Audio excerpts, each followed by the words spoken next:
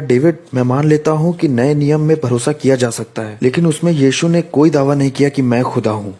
इस बात को याद रखिएगा कि ये मुसलमानों के लिए सबसे बड़ा बिंदु है, क्योंकि जैसे मैंने पहले बताया कि मुसलमान मानते हैं कि यीशु मसीहा था। मुसलमान मानते हैं कि यीशु बहुत मोजज़े करता था। कुछ तो ये भी मानते हैं कि वो सिनलेस प्रॉफिट था, उसने कभी पाप नहीं किया पृथ्वी पे। लेकिन जैसे ही आप कहते हो कि यीशु खुदा था, एक मुसलमान की नज़र में आप एक सबसे बड़ा गुनाह कर देते हो, जिसे ब्लेस्फेमी कहते हैं। कुरान साफ कहता है चैप्टर 4 171 और चैप्टर 5 72 में, अगर तुमने ये माना कि यीशु खुदा है तो तुम नर्क में ही जाओगे। और इस बात में किसी तरह का कोई शक नहीं एक मुसलमान के नजरिए से। चैप्टर 5 116 आयत में दिखाया गया है कि यीशु अल्लाह से बात कर रहे हैं। हाँ, अल्लाह ने यीशु से कहा, तुमने बोला कि मेरी इबादत करो। उसने कहा, किसी सूरत में नहीं। क्या मेरे पास इतने अधिकार हैं कि मैं ऐसी बात कहूँ? तो ये सोच कि यीशु खुदा है इस्लाम का सबसे बड़ा गुनाह है। तो वो अपने खुदा का बचाव करते हैं जब वो कहते हैं कि यीशु खुदा किसी तरह से नहीं। जब मैंने ये जान लिया कि नया नियम भरोसेमंद है, तो मेरे लिए अगला सवाल था, हाँ ठीक है, लेकिन यीशु ने उसमें कभी दावा नहीं किया कि मैं खुदा हूँ। लेकिन अब मैं और ज्यादा गहराई से पढ़ाई करने लग गया था और चीजों को समझने लग गया था। और डेविड ने मुझे जॉन की पत्री दी, कहा ये लो इसे पढ़ो। और जब मैं यूहन्ना की अंजील पढ़ रहा था तो मैंने पहले पन्ने की पहली आयत यीशु खुदा है पढ़ा। मुझे ज्यादा पढ़ना भी नहीं पड़ा। इब्तदा में कलाम था, कलाम खुदा के साथ था और कलाम ही खुदा था। और कलाम था क्या? 14वीं आयत, कलाम गोश्त बना और हमारे साथ रहा और हमने उसका जलाल देखा। मैं इन सब तरह की आयतों को देख रहा था और इनसे बचने की भी कोशिश कर रहा था, क्योंकि बचपन से ही मुझे बताया गया था कि यीशु खुदा नहीं हो सकता। और अब तो मैं मान रहा था कि नया नियम सही है, तो ऐसा कैसे कह सकता है ये। और मैंने इसे ऐसे डिफेंड किया कि यीशु नहीं कह रहे कि मैं खुदा हूँ, ये तो लेखक जॉन कह रहा है।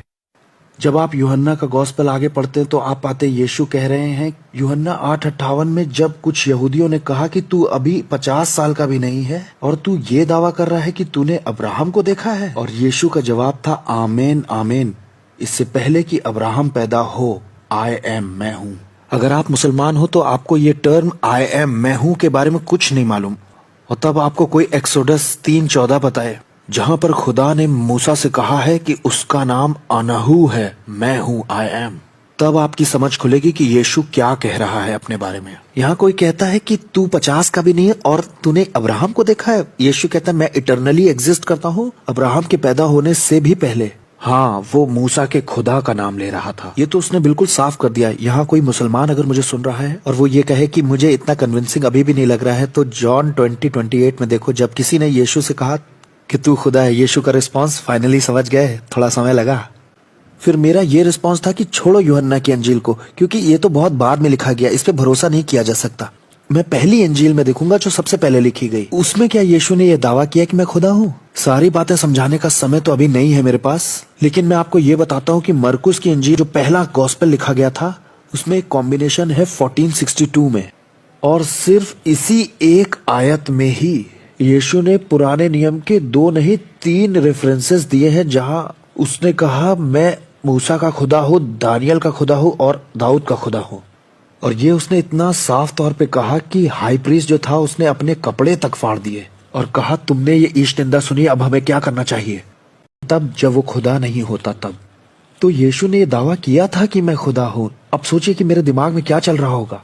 मैं एज अ मुस्लिम इस कंक्लूजन पे पहुंच गया कि नया नियम सही है और इस न्यू टेस्टमेंट में यीशु दावा भी कर रहा है कि मैं खुदा हूँ। और ये बात ये बताती है कि आज तक मैंने जो कुछ भी इस्लाम के बारे में सीखा वो सब झूठ था।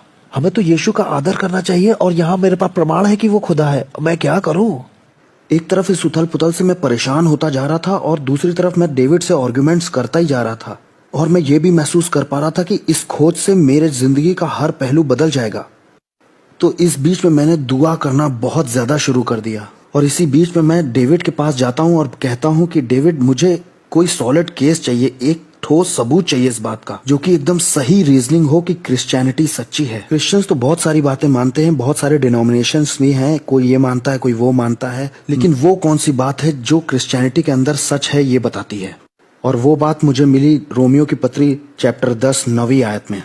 पौलुस ने कहा, यदि तू अपने मुंह से यीशु को प्रभु जानकर अंगीकार करे और अपने मन से विश्वास करे कि परमेश्वर ने उसे मुर्दों में से जिलाया, तो तू निश्चय उद्धार पाएगा। यहाँ पर क्विज भी खेल सकते हैं हम लोग।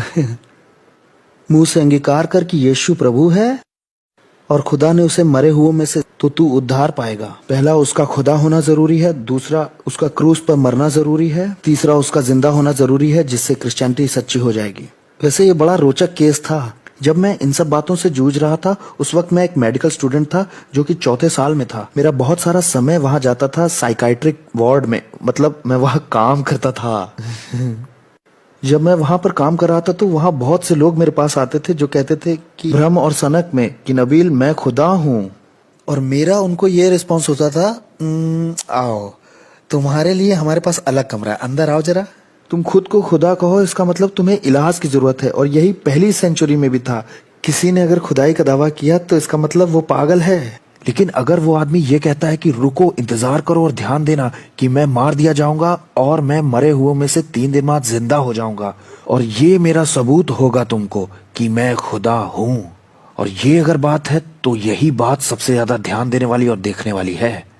दोबारा जिंदा होना ये साबित करता है कि यीशु खुदा था। कोई भी दावा कर सकता है कि मैं खुदा हूं, लेकिन जो मर के जिंदा होकर के दिखा रहा है तो ऐसे व्यक्ति पर तो जरूर विश्वास करना चाहिए। अब सवाल यह है कि क्या कोई एविडेंस है कि यीशु मरे हुए में से जी उठा? कोई अगर और सवाल करना चाहता है इस बारे में तो क्वेश्चन आंसर राउंड में हम इस बारे में और बात करेंगे। लेकिन जब मैंने जांच पड़ताल की यीशु की मौत के चारों तरफ के एविडेंस को देख करके, तो मैं इस नतीजे पर तो पहुंचा था कि सारे सबूत इस ओर इशारा करते हैं कि यीशु मरे हुए में से तो जिंदा हुआ था। ये एक बड़ी गहरी और गंभीर बात है क्योंकि मुसलमान होने के नाते कुरान आपको यीशु के क्रूस पर मारे जाने को ही यकीन नहीं करने देती। कुरान सूरा अन-निसा में ऐसा कहती है, चैप्टर 4 157 आयत में, ना ही वो मारा गया और ना ही क्रूस पर चढ़ाया गया बल्कि उन्हें ऐसा दिखाई पड़ा। तो कुरान इनकार करती है यीशु के क्रूस पर मारे जाने से। अगर आप यीशु के क्रूस पर मारे जाने के इतिहास को पढ़ते, मैं ये नहीं कह रहा हूं कि क्रिश्चियंस ने यीशु के मारे जाने को पढ़ा है। एथियस्ट, स्केप्टिक्स और एग्नोस्टिक्स स्कॉलर्स ने भी, जैसे पॉल फेडरसन, मार्कस बॉर्ग और बार्क एरमन, ये लोग क्रिश्चियन नहीं थे लेकिन फिर भी इन्होंने कहा कि एक बात तो यीशु के बारे में तय है कि वो मरा था क्रूस पर चढ़ाकर पोंटियस पिलातुस के राज्य में। ऐतिहासिक तौर पर यीशु की मौत इकलौता ऐसा ठोस सबूत है जो उसकी जिंदगी के बारे में है जो कुरान के सच का सामना करता है। और मुसलमान होने के नाते सबसे ज्यादा मुझे इसी बात से लड़ना पड़ा। और भी प्रमाण थे जो उसके मरे हुओं में से जी उठने के बारे में बताते हैं। अगर आप पढ़ना चाहते हैं तो गैरी हैबरमस और माइकल लिकोना की किताब the case of the resurrection of Jesus को जरूर पढ़िए।